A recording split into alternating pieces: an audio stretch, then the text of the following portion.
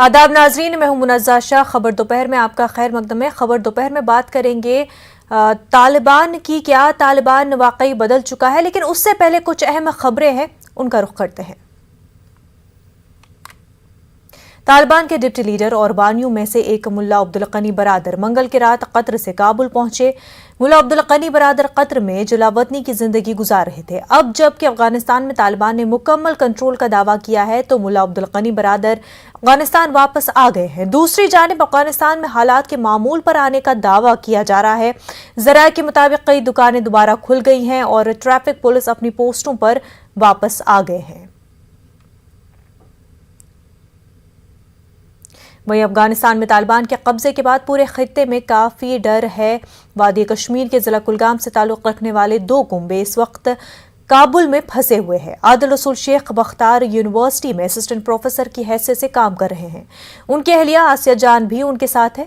इसी तरह आसिफ अहमद शाह भी इसी यूनिवर्सिटी में अपने फराइज अंजाम दे रहे हैं। वहीं जम्मू कश्मीर के एलजी मनोज सिन्हा ट्वीट करते हुए कश्मीरियों की अफगानिस्तान से बहिफाजत वापसी की यकीन दहानी कराई है। मनोज सिन्हा ने ट्वीट किया, उन्होंने MOS वजारत खारजा से इस ज़मन में राब्ता किया और उन्हें प्रोफेसर आसिफ अहमद और प्रोफेसर आदिल रसूल की बहिफाजत वतन वापसी की यकीन दहानी कराई गई।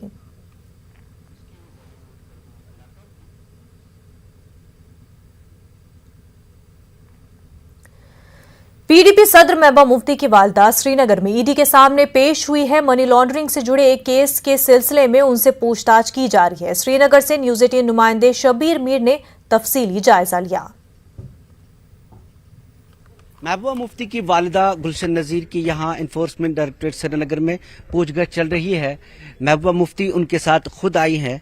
ये तीसरी समन है जिस पे वो हाजिर हुई हैं और पिछली बार ये मामला हुआ था कि जब 6 तारीख को उनको समन जारी किया गया था, तब उन्होंने ये कहा था कि उनके पास केस की डिटेल्स नहीं है, जिस वजह से वो हाजिर नहीं हो पाई। लेकिन अब की बार फिर जब उनको समन किया गया है, आज वो हाजिर हुई हैं। PDP सदर महबूबा मुफ्ती उनके साथ है। केस मनी लॉन्ड्रिंग का बताया जा रहा है, लेकिन तफसीलात केस की क्या है वो अभी तक पता नहीं है। वो ये इसके बाद हो सकता है कि महबूबा मुफ्ती इस पूछगछ के बाद यहाँ पे मीडिया के साथ कुछ बात करें और हो सकता है ये सामने आ जाए कि केस की पूरी डिटेल्स क्या है, मनी लॉन्ड्रिंग का किस तरह का केस है और क्या मामला सामने आते हैं, वो देखना पड़ेगा। जहांगीर अजीज के साथ शबीर अहमद, न्यूज़ 18 उर्दू, श्रीनगर। ये थी कुछ अहम खबरें और अब बात करते हैं तालिबान के बदलते मिजाज की।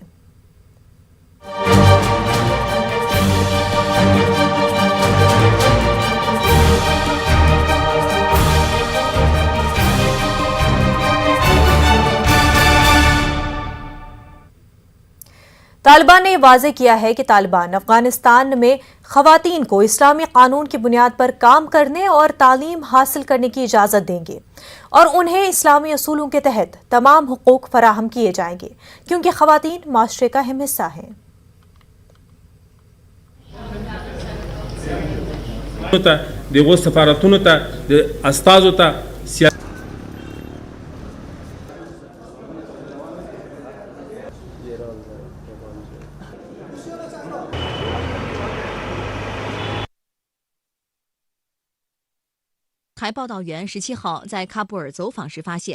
कि तालिबान ने प्रेस कॉन्फ्रेंस की और उसमें जिस तरह के बयान दिए गए, तो एक मॉडरेट तालिबान की इमेज बनाने की कोशिश यहाँ पर तालिबान का कहना है कि किसी तरह का कोई बदला नहीं लिया जाएगा, कोई इंतकामी कार्रवाई नहीं होगी। वो चाहते हैं कि जो कुछ भी माजी में हुआ उसको भूल जाएं और अब कोई जंग ना हो और अब जो है अमन बरकरार रहे अफगानिस्तान में। वही उन्होंने कहा कि जो लोग जिन्होंने अफगान जो हुकूमत रही पिछली, उसके साथ जिन्होंने काम किया है, उनसे उनको कोई भी दुश्मनी नहीं है, किसी तरह का कोई ग्रज नहीं है और उनको डरने की ज़रूरत नहीं है, क्योंकि वो भूल चुके, माफ़ कर चुके, उनको कोई बदला नहीं लेना है, वो अमन चाहते हैं। वहीं उन प्रेस कॉन्फ्रेंस में तालिबान का ये भी बयान सामने आया कि वो इंटरनेशनल कम्युनिटी के साथ काम करना चाहते हैं, वो अपने हमसाया ममालिक के साथ बेहतर ताल्लुकात चाहते हैं। साथ ही जो पूरी दुनिया की जिस मामले को लेकर के तालिबान पर नज़र है और जिसको लेकर के पूरी दुनिया काफ़ी स्केप्टिकल है तालिबान को लेकर, वो ये कि क्या ख़वातीन को उनके हुकूक मिलेंगे, क्या ख़वातीन जो है तालीम हासिल कर पाएंगी, क्या ख़वातीन काम कर पाएगी तालिबान के हुकूमत में। तो वहीं इस मामले को लेकर के भी तालिबान ने प्रेस कॉन्फ्रेंस में बयान दिया और तालिबान का कहना है कि ख़वातीन को उनके हकूक़ इस्लामी दायरे में रहकर ज़रूर दिए जाएंगे।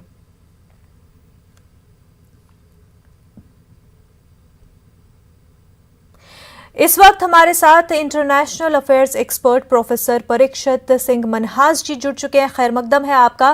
मनहास जी, प्रेस कॉन्फ्रेंस हुई तालिबान की और उसमें कई तरह के बयान दिए गए और ये एक कोशिश दिखाई दे रही है यहाँ पर तालिबान की कि वो ये बताना चाहते हैं दुनिया को कि हम बदल चुके हैं, पर क्या वाकई बदल चुके हैं? देखिए, सबसे पहले नमस्कार सभी को। मैं ये कहना चाहूँगा कि ये तो अभी काफ़ी जिसे कहते हैं अर्ली डेज हैं, पर जिस तरह से उनके 2-3 दिनों में जिस तरह से घटनाक्रम ऑन ग्राउंड घट रहे हैं, तो मुझे नहीं लगता वो बदल चुके हैं। अभी हम देख रहे थे जिस तरह से न्यूज़ आ रही है और रिपोर्ट्स आ रही हैं कि उन्होंने मास पनिशमेंट शुरू कर दी हैं सड़क पे और लोगों को पनिश कर रहे हैं। ब्लैकनिंग ऑफ वॉल्स शुरू कर दिया है। सब विमेन के रिलेटेड जितने पोस्टर्स थे वो सब हटा दिए गए हैं। और जिस तरह से अभी उन्होंने अपनी प्रेस कॉन्फ्रेंस के बाद पहला जो उनका ऑर्डर था जिसमें कि उन्होंने विमेन न्यूज़ रीडर्स को भी बैन कर दिया है, तो उनको उनका टीवी पे आना बैन कर दिया है। तो ये मुझे लगता है कि डबल फेस्ड अप्रोच लेके जाए। कल एक इंटरव्यू आया था जहां पर फीमेल न्यूज़ रीडर ही इंटरव्यू कर रही थी तालिबान का, तो एक मैसेज वहां पर भी देना चाह रहे थे शायद तालिबान। जी बिल्कुल, वो देना चाह रहे थे, पर उसके इमीडिएटली बाद आज की अगर आप रिपोर्ट देखेंगे तो उनको भी बंद कर दिया है।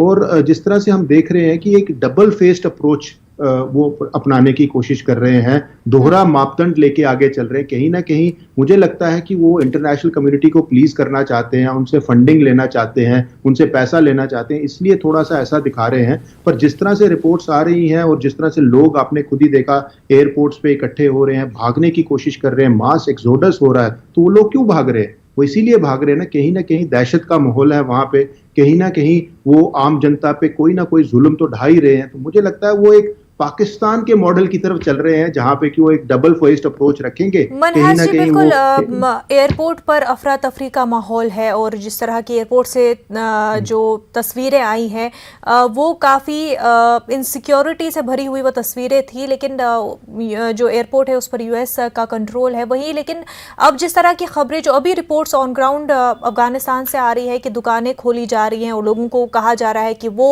अपने गवर्नमेंट जो जॉब्स उनके थे वो उस पर लौट आए, तो इस तरह के बयान जो सामने आ रहे हैं, बाजार खुल रहे हैं, तो किस तरह से आप इसको देख रहे हैं?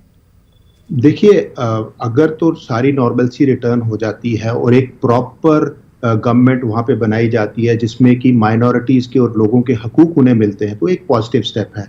बाजार खुलना और लोगों का वापस जॉब पे जाना, अभी तक हम ये भी कह सकते हैं वो दहशत की वजह से भी हो सकता है और इसलिए भी हो सकता है कि उनकी डेली ज़रूरियात तो उनको पूरी करनी ही है और उन्होंने एग्री कर लिया हो तालिबान की टर्म्स एंड कंडीशंस पे। तो मैं तो इसे यही कहूँगा कि इट इज़ प्रिटी अर्ली, अभी it's pretty early to comment upon this, but basic चीज़ यही है कि हमें कॉन्स्टेंट पैनी नज़र रखनी है अफगानिस्तान के हालात पे और तालिबान किस तरह से बिहेव करता है। और ये छोटे छोटे बेबी स्टेप से कुछ नहीं होगा, उनको मैसिवली माइनॉरिटीज का ख्याल रखना है, विमेन का ख्याल रखना है, बच्चों का ख्याल रखना है। हमारे कितने सिख भाई बहन वहां पे अफगानिस्तान पे हैं, वो माइनॉरिटीज को किस तरह से ट्रीट करते हैं, उनको बराबर के हकूक देते हैं, वो एक बड़ा इंपॉर्टेंट चीज है। बट जी वेलकम तो है ही है कि दुकानें खुल रही हैं और हमने देखा कि काफी ट्रैफिक वाले भी सड़कों पे आके ट्रैफिक को मॉनिटर कर रहे थे, और उसके साथ साथ हमने ये भी देखा कि किस तरह चौराहे पे लेके वो लोगों के सर के बाल उधेड़ रहे हैं और उनको पनिश कर रहे हैं, तो वो भी एक नेगेटिव चीज सामने आ रही है। तो ये डबल फेस्ड अप्रोच इस टाइम पे चल रही है, मैं तो ये कहूंगा। और एक कॉस्मेटिक ड्रेसिंग अभी बिल्टअप हो रही है, बट आने वाला समय पिक्चर ज्यादा क्लियर करेगा। जी मनहास जी, अभी वाकई एक काफ़ी अर्ली स्टेज है कुछ भी डिटरमाइन करने के लिए कि किस तरफ ये सिचुएशन जा रही है। इस्लामिक स्कॉलर मुफ्ती मंजूर ज़ियाई साहब भी हमारे साथ जुड़ चुके हैं। खैर मकदम है आपका। मंजूर साहब, ये बताएं कि तालिबान क्योंकि लगातार ये कह रहा है कि इस्लामी हुकूमत वो कायम करना चाहते हैं, किस तरह से आप तालिबान का जो ये रूल है, तालिबान ने जो टेक ओवर किया है अफगानिस्तान को, आप उसको किस तरह से देखते हैं अगर इस्लामी नुक्ते नज़र से देखा जाए? मोहतरमा, बहुत ही सस्पेंस में दुनिया है। दुनिया की निगाहें इस बात पर बहुत ही तेजी के साथ सख्त निगाहें लगी हुई हैं कि जिस तरीके से साबिका दौर में, माजी में जिस तरीके से उन्होंने इस्लामिक रूल चलाने की कोशिश की, क्या वो इस्लामिक रूल था? क्या इस्लाम की छवि को दाग नहीं पहुंचा था? क्या इसी तरीके से आने वाले दिनों में इस्लाम और मुसलमानों की छवि को खराब किया जाएगा, या वो लोग मिलकर के खराब करेंगे? क्योंकि लोग डरे हुए हैं, लोग सहमे हुए हैं, लोगों में बेचैनी है, बड़ी अफरा तफरी है। लोग ये समझने पर से कासिर हैं कि किस तरीके का इस्लामिक रूल वो खित्ते में नाफिज कर पाएंगे, क्योंकि खित्ता सुलग रहा है, खित्ते में बड़ी बेचैनी पाई जा रही है। ये पूरा खित्ता जो साउथ एशिया है और पूरा हिंदुस्तान है, ये इस तरीके से बड़ी बेचैनी में मुब्तला है कि आने वाले दिनों में क्या चीजें सामने आएंगी। बेचैनी ये फितरी है, क्योंकि माजी में जो चीजें घटना घटी हैं, जो तकलीफें लोगों ने उठाया है, जो बच्चियों ने दर्द सहा है, जो औरतों ने तकलीफें उठाई हैं, यकीनन है वो सारी चीजों को देखने के बाद ये फितरी तौर पर इंसानियत का तकाजा है कि उनका दिल रो रहा है, तकलीफ में है। लेकिन आने वाले दिनों में क्या चीजें देखने को मिलेंगी, ये बहुत ही महत्वपूर्ण होगा और पूरी दुनिया की निगाह इस पर होनी चाहिए। लेकिन इंपॉर्टेंट ये होगा कि इसमें यूएन को बड़ा रोल अदा करना पड़ेगा और यूएन को इसमें जिम्मेदारी निभानी पड़ेगी कि पूरी दुनिया की निगाहें उस पर हैं, और खुसूसन और मुसलमानों की रिस्पॉन्सिबिलिटी बढ़ जाती है, उलमा की रिस्पॉन्सिबिलिटी बढ़ जाती है कि कहीं इस्लाम के नाम पे कत्ल किया जाएगा, किसी को मारा जाएगा, बेज़बानों को कत्ल किया जाएगा, यतीमों को, अक़लियतों के हालात वहां पर क्या होंगे। इन तमाम चीजों को देखने के बाद लोगों में बेचैनी है। जिस तरीके से गुज़श्ता उनके दौरान में 95 to 98 के दरमियान में जिस तरीके से उन्होंने बुद्ध की प्रतिमा को तोड़ा था, वहां पर बहुत सारे इश्यूज क्रिएट हुए थे, बच्चियों के साथ बहुत नाज़िबा सलूक हुए थे, और इस मरतबा भी 12 से 35 साल या 45 साल की औरतों की जो लिस्ट मंगाई गई है, इन सब चीजों को देखने के बाद बड़ी बेचैनी पाई जा रही है। और बेचैनी इस बुनियाद पर भी है कि इस तरीके से क्या इस्लामिक रूल को लोगों पर मुसल्लत किया जा सकता है, ये क्या उनका जो प्लान है, वो प्लान अभी तक लोगों के सामने नहीं आया है। तो जब उनका प्लान लोगों के सामने आएगा तो यकीनन ये चीज वाज़ेह हो जाएगी कि उनके जहन में क्या चल रहा है। जी बिल्कुल। लेकिन जिस तरीके से लोगों की दौड़ भाग हुई है, एयरपोर्ट पे जिस तरह लोग भागे हैं, जिस तरीके से फ्लाइटों से लोग कूद रहे हैं या उसको पकड़ने के लिए बेचैन हैं, ये तो बेचैनी बहुत ही अहम है और हम सबकी निगाहें भी उस पर बहुत तेजी से लगी हुई हैं। बिल्कुल, लोगों में काफ़ी ज़्यादा बेचैनी पाई जा रही है और तमाम तर निगाहें जो है वो इसी बात पर कि आगे क्या कुछ होने वाला है। मनहास जी, ये बताया कि एक तरफ जहां यूएस विड्रॉ कर देता है और ये कहता है कि यहाँ पर जो गलती हुई है वो अफगान हुकूमत से हुई है, लेकिन 20 साल फिर यूएस क्या कर रहा था वहां पर और अब अकाउंटेबिलिटी भी नहीं ले रहा है। देखिए, ऑब्वियसली ये एक स्ट्रेटेजिक लॉस है यूएस का, और उनका जो टैक्टिकल वॉरफेयर वो जो अफगानिस्तान में चला रहे थे उसमें उनकी यकीनन एक हार हुई है। और सबसे बड़ी बात मैं ये कहूँगा कि यूएस हर मुद्दे को, हर चीज़ को प्रॉफिट एंड लॉस के हिसाब से देखता है। वो देखता है उन्हें कहाँ प्रॉफिट हो रहा है, इकोनॉमिक कहाँ पे उनको बेनिफिट्स हो रहा है। और भी कई देशों में, खाड़ी के देशों में उनकी प्रेजेंस है, उन्होंने वहां से नहीं वो हटे क्योंकि उनको वहां पे प्रॉफिट हो रहा है। यहाँ पे मुझे लगता है कि कहीं ना कहीं उन्हें कोई इकोनॉमिक बेनिफिट्स वो ड्राइव नहीं कर पा रहे थे, इसलिए वो इतनी अफरा तफरी और आनन फानन में हट गए कि ग्रास रूट पे, ग्राउंड पे उन्होंने जो कैपेसिटी बिल्डिंग जिसे मैं कहता हूँ, आम लोगों की कैपेसिटी बिल्डिंग नहीं की।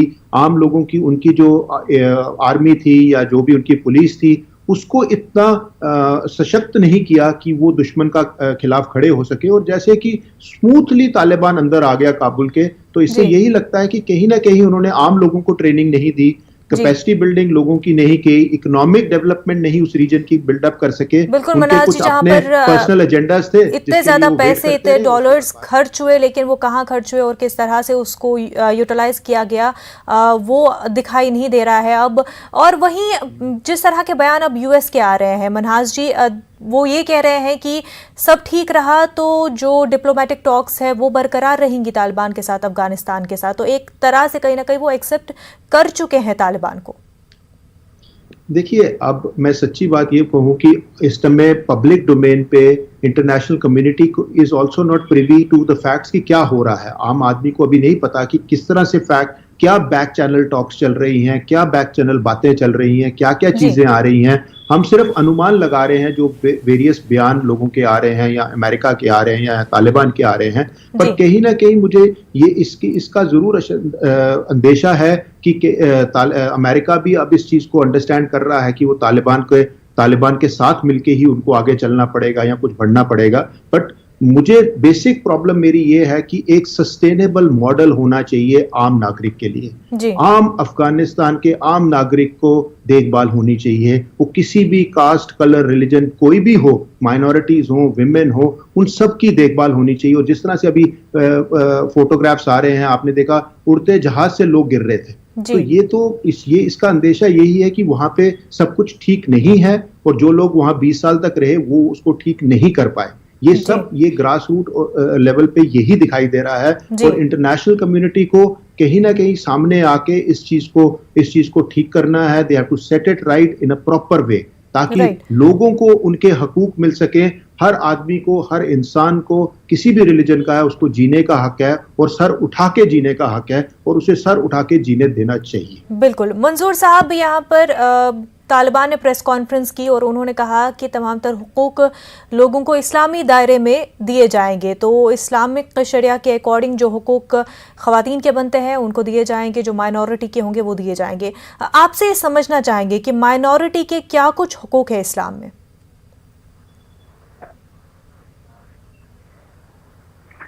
देखिए, मसला दरअसल ये है कि इस्लामी नुक्ते नजर से अगर वो मुल्क को चलाने की कोशिश करते हैं तो एक मसौदा होना चाहिए, दुनिया के सामने वो बात वाज़ेह होनी चाहिए।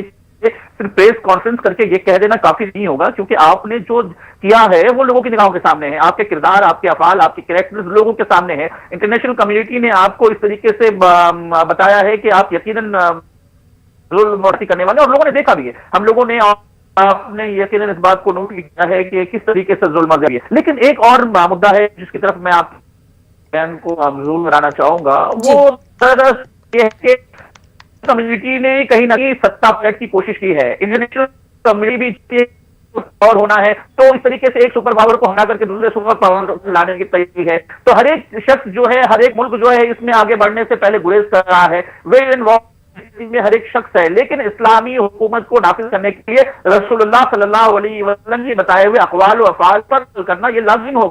लेकिन इस तरह ये चीजें देखने मिली है, सरेआम गर्दनें काटी गई, बच्चों के साथ नाज़िम पे एजुकेशन सिस्टम को वहां पर रख दिया गया, अक़लियतों को तहफ़्फ़ुज़ फराहम नहीं किया गया, वहां के लोग हाई हाई हाई करते रह गए और जिंदगी की जंग हार गए।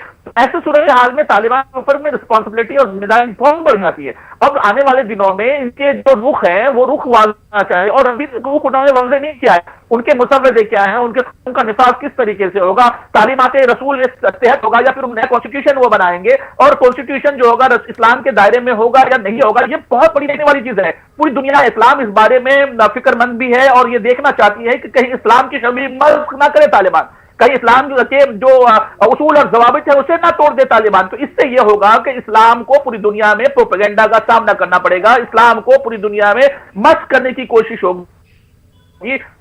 ऐसे सूरत हाल में भी गलती पूरी दुनिया के मुसलमानों को झेलना पड़ेगा, पूरी दुनिया के मुसलमान को ये बर्दाश्त करना पड़ेगा कि लोग लान तान करेंगे, काम वो गलत करेंगे, झेलना हमें पड़ेगा। ऐसे सूरत हाल में उसूल और जवाबित तालिबान को तय करने होंगे, लेकिन उससे पहले उन्हें वो काम अंजाम देना होगा ताकि दुनिया उन्हें एक्सेप्ट करे। और ये देखने वाली बात है कि वो किस तरीके से अपने आप को दुनिया के सामने पेश करती है। लेकिन उसूल रसूलुल्लाह का होता है तो ठीक है, उसूल कुरान का होता है तो ठीक है, लोग कहेंगे कि ये क्या हो रहा है। लेकिन ऐसी सूरत हाल में सत्ता पर काबिज होना ये इंपॉर्टेंट नहीं है, बल्कि सत्ता चलाना ये बहुत इंपॉर्टेंट है। इस्लाम का नाम लेना यह इंपॉर्टेंट नहीं है, बल्कि इस्लाम पर काबिज, इस्लाम के कानून पर अमल करना यह बहुत इंपॉर्टेंट होगा।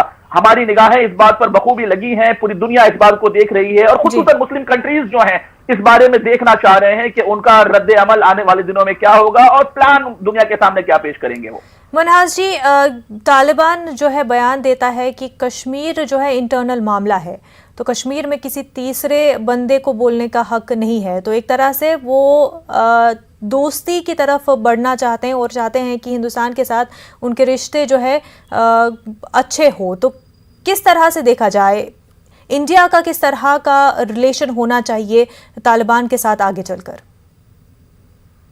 देखिए, ये तो एक पॉजिटिव चीज़ है, और भारत शुरू से कहता रहा है कश्मीर हमारा इंटरनल मामला है, और कश्मीर हमारा एक भारत का एक बड़ा इम्पोर्टेंट पार्ट है। तो अगर जो तालिबान की तरफ से इसके बारे में स्टेटमेंट आ रही है तो वो तो एक पॉजिटिव स्टेटमेंट लग रही है। बट मैंने जैसे अभी भी कहा कि भारत को वेट एंड वॉच की पॉलिसी रखनी चाहिए। भारत को कहीं ना कहीं इस चीज़ पे ध्यान रखना चाहिए कि तालिबान के अगले स्टेप्स क्या होते हैं और किस तरह से वो चलते हैं और किस तरह से अपनी कम्युनिटीज़ की देखभाल करते हैं। भारत ने बिलियंस ऑफ डॉलर्स अफगानिस्तान में इन्वेस्ट किया हुआ है, वहाँ के लोगों के लिए डैम, स्कूल्स और बाकी सारी फैसिलिटीज़ बना रहे थे और चला भी रहे थे। भारत सड़कें कितनी ज़्यादा भारत ने बनाई हैं वहाँ पे। तो भारत के साथ भारत का जो रवैया रहेगा अभी मुझे लगता है वेट एंड वॉच का ही रहेगा। और जिस तरह से तालिबान अपने अगले स्टेप्स लेता है, किस तरह से वो अपनी माइनॉरिटीज़ को देखभाल करता है, बाकी लोगों के साथ देखभाल करता है और किस तरह से वो भारत की तरफ रवैया रखता है इंटरनेशनली, वो देखने योग्य रहेगा। और अगर तालिबान हमारे साथ फ्रेंडली रिलेशनशिप रखना चाहता है और वो टेररिज्म को बिल्कुल नकार देते हैं, भारत का सबसे बड़ा मुद्दा यही है टेररिज्म। अगर वो इंटरनेशनल टेररिज्म को बिल्कुल नकार देते हैं और वो अपनी धरती को, अपने देश को टेररिस्टों को पनपने नहीं देते वहां पे, तो वो एक बहुत बड़ा वेलकम स्टेप होगा भारत के लिए और वो इंडियन सब कॉन्टिनेंट में खुशहाली की तरफ एक बहुत बड़ा वेलकम स्टेप होगा।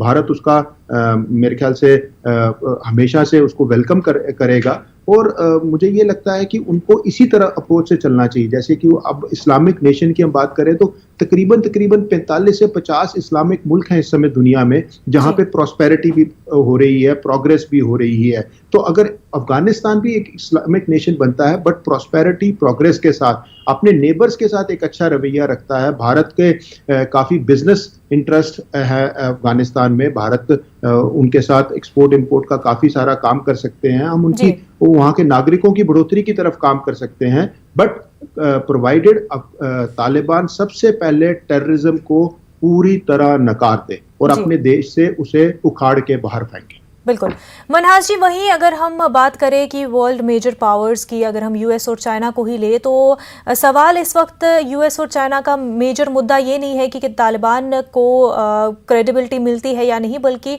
चाइना जहां पर यूएस के फेलियर्स को उजागर कर रहा है, यूएस वहीं पर जो है ब्लेम गेम खेल रहा है। तो जिस तरह से दोनों देश जो है तालिबान की लेजिटिमेसी कहीं ना कहीं अपनाए हुए हैं, चाइना ने बातचीत भी की थी, डेलीगेशन से मुलाकात भी की थी तालिबान की, वहीं पर यह सवाल सामने आता है कि फिर जो तालिबान की हुकूमत रहेगी उसकी लेजिटिमेसी किस तरह से तय होगी? क्या ग्लोबल एक्सेप्टेंस से या फिर जो अफगानी लोग हैं उनकी एक्सेप्टेंस से? देखिए, अभी तो पहले तो एक जिस तरह से तालिबान चल रहा है और जिस तरह से चाइना और यूएस इसके ऊपर इनके तालिबान को लेके स्पार करते रहे हैं आपस में और अफगानिस्तान को लेके, तो अभी तो चाइना, रशिया, ईरान, पाकिस्तान ये सब लोग अफगानिस्तान को और तालिबान को मान्यता देने की तरफ आगे बढ़ रहे हैं और उन्होंने दोस्ती के हाथ आगे बढ़ा दिए हैं। बट इसमें मुझे ये लगता है कि तालिबान किस तरह से अफगानिस्तान को रूल करता है, किस तरह से वहाँ पे डेमोक्रेटिकली इलेक्टेड गवर्नमेंट्स लाता है, वो बड़े एक इंपॉर्टेंट स्टेप्स होंगे। चाइना का अपना एजेंडा है, यूएस का अपना एजेंडा है। चाइना अपना जो बॉर्डर रोड्स इनिशिएटिव है उसको आगे बढ़ावा देना चाहता है। यूएस का मूड था कि वो जो न्यू सिल्क रोड बनाना चाहते थे जिसमें कि भारत भी उसके साथ जुड़ रहा था, वो उनका एजेंडा था। पर अब न्यू सिल्क रोड तो खत्म हो गया। अब चाइना चाहेगा कि उनका जो बॉर्डर रोड इनिशिएटिव्स है या चाइना पाकिस्तान इकोनॉमिक कॉरिडोर जो हम सारी बात करते हैं, इस सारे को आगे बढ़ावा मिले और चाइना कहीं ना कहीं अपने एक्सपोर्ट्स डायरेक्टली मिडिल ईस्ट तक ले जा सके। जी मनहास जी, आप तक हमारी आवाज पहुंच पा रही है? जी जी बिल्कुल, मेरे को आपकी आवाज आ रही है। आपको आ रही है हमारी आवाज? बिल्कुल। अच्छा, तो चाइना का बेसिक यही मुद्दा है। अब चाइना और अमेरिका, जैसे मैंने पहले भी कहा, दोनों इकोनॉमिक सुपर पावर्स हैं और हर चीज को इकोनॉमिक नफा नुकसान की तरफ से ही देखते हैं। वो हर देश को, हर कंट्री को, हर रिलेशनशिप को इकोनॉमिक प्रॉस्पेरिटी के हिसाब से ही देखते हैं कि वहां से उनको इकोनॉमिक नफा नुकसान क्या हो रहा है। तो चाइना को इस टाइम पे काफी प्रॉफिटेबिलिटी दिख रही है तो वो आगे आ रहे हैं, पर मुझे लगता है उनका यार्डस्टिक इकोनॉमिक बिल्कुल, यूएस और चाइना जो है दोनों ही अपने प्रॉफिट के हिसाब से किस तरह से किस को इकोनॉमिक गेन ज्यादा होगा उस हिसाब से तोला जा रहा है इस पूरे सिचुएशन को। मंजूर साहब, पूरे जो दुनिया है उसकी नजरें इस बात पर टिकी हुई है क्या खवातीन को उनके हुकूक दिए जाएंगे? जो 90s का दौर रहा जब तालिबान 1 की जगह जब हम बात करते हैं तो खवातीन के साथ जिस तरह का सलूक हुआ, उस वक्त में भी तालिबान ने इस्लाम के नाम का इस्तेमाल किया और कहा कि इस्लाम के कानून के तहत ही हम ये सब कर रहे हैं, और अब आ रही है तालिबान तो कह रही है कि हम जो है तमाम तर हुकूक देंगे, इस्लामी दायरे में देंगे। किस तरह से आप देखते हैं कि उस वक्त जो कुछ किया था तालिबान ने कितना गलत था वो? देखिए मोहतरमा, सबसे इंपॉर्टेंट ये है कि जो उस वक्त उन्होंने किया उसे भी इस्लाम का नाम दिया, अब जो ये करने वाले हैं उसे भी इस्लाम का नाम दे रहे हैं। ऐसे सूरत हाल में दो बातें वाज़ेह हो जाती हैं, या फिर वो इस्लाम का नाम नहीं देते या फिर इस्लाम के नाम का इस्तेमाल करते, यानी उनकी करनी में और उनके कहने में दोनों में बड़ा फर्क महसूस होता है। जिस तरीके से कश्मीर पर बातें उन्होंने की कि भाई कश्मीर के मसले पर भी उन्होंने कहा कि इंटरनल मसला है, तो ये करनी और कहनी में दोनों फर्क है। ये आप वाज़ेह है कि पाकिस्तान का सपोर्ट, आईएसआईएस का सपोर्ट वो लेते हैं और इस तरीके से वो अपने आप को मजबूत करते हैं, उधर से वो चाइना का सपोर्ट लेकर के अपने आप को मजबूत करते हैं, फिर हिंदुस्तान के मुतालिक इस तरीके की बातें करते हैं। जो चाइना का और पाकिस्तान का दोस्त हो सकता है, जो पूरा इंटरनल वो एक दूसरे के साथ मिलजुल करके कश्मीर के बारे में गलत रवैया रखते हैं, ऐसी सूरत में वो ऐसे लोगों के साथ खड़े होकर के हिंदुस्तान के इंटरनल मसले पर किस तरीके से बात कर सकते हैं? ये उनकी कहनी और करनी का फर्क है। दोनों बातें वाज़ेह हैं कि पहली भी इस्लामिक रूल को ध्यान में रखते हुए उन्होंने करने में और बोलने में किस तरह से फर्क दिखेगा वो आने वाला वक्त ही बताएगा। मनहाज जी, क्विकली आपसे इस पर जवाब चाहेंगे कि इंडिया की रेफ्यूजी पॉलिसी क्या होनी चाहिए, क्योंकि बांग्लादेश और टर्की, बांग्लादेश ने पूरी तरह से मना कर दिया, टर्की भी काफी मेजर्स ले रही है, ऐसे में इंडिया की क्या पॉलिसी रहनी चाहिए? देखिए, इंडिया को एक मेजर्ड अप्रोच लगानी पड़ेगी विज़ा विज़ जो रेफ्यूजी पॉलिसी है उसको लेके, और ऑब्वियसली जितने लोग जो हमें वहाँ सपोर्ट करते रहे हैं, हमारे लिए काम करते रहे हैं, और अगर उनके ऊपर अत्याचार हो रहे हैं तो कहीं ना कहीं ये हमारी मॉरल रिस्पॉन्सिबिलिटी बनती है कि हम उनकी देखभाल करें। मैंने जैसे पहले भी कहा कि बिलियंस ऑफ डॉलर्स के इंडिया के प्रोजेक्ट्स वहाँ पे चल रहे थे और अभी चल रहे हैं, और पैसा लगा हुआ है, और उसके ऊपर काफी लोकल कंट्रैक्टर्स और लोकल लोग काम कर रहे थे। तो अगर इन लोकल लोगों के साथ कोई अनहोनी होती है तो ये हमारी मॉरल रिस्पॉन्सिबिलिटी है कि हम उन्हें सपोर्ट करें, उनकी हेल्प करें, उन्हें इमदाद दें, और किसी तरह से हमारी पहली कोशिश यही होनी चाहिए कि उन्हें प्रॉपरली उनके ही देश में सेटल करवा सकें। अगर हम नहीं करवा सकेंगे तो फिर हमें सब्सिक्वेंट स्टेप्स देखने चाहिए, पर हमें अपने लोगों का, जिन्होंने हमारा साथ दिया है, उनका साथ भारत ने ना कभी छोड़ा है और ना भारत कभी छोड़ेगा। बिल्कुल, और अभी भी जिस तरह से बयान आ रहे हैं मरकजी सरकार की जानिब से कि जो रेफ्यूजीज है जो पनाह लेना चाहते हैं हिंदुस्तान में, उनको पनाह लेने का मौका दिया जाएगा और वीज़ा के हवाले से भी इक़दामात लिए जाएंगे। प्रोफेसर परीक्षित सिंह मनहास जी और साथ ही साथ मुफ्ती मंजूर ज़ियाई साहब, आप दोनों का बेहद शुक्रिया हमारे साथ बात करने के लिए। कोरोना वबा के दौरान बाहमी इमदाद और इन्हिसार का जज्बा मुस्तहकम हुआ है। मुल्क के इस वबा से मुतहिद होकर मुकाबला कर रहा है। टीकाकारी के ऐलान के बाद हम बेहतर ताउन करें जिससे हम कोरोना को मात देने की जानिब कदम बढ़ा सके। नेटवर्क 18 इस मुहिम में हर कदम पर आपके साथ रहेगा। जब तक सभी महफूज नहीं होते तब तक कोई भी महफूज नहीं होगा। इसी सोच की बुनियाद पर हमारी मुहिम संजीवनी का मकसद यकीनी बनाना है कि वैक्सीन पाना सभी हिंदुस्तानियों का हक है।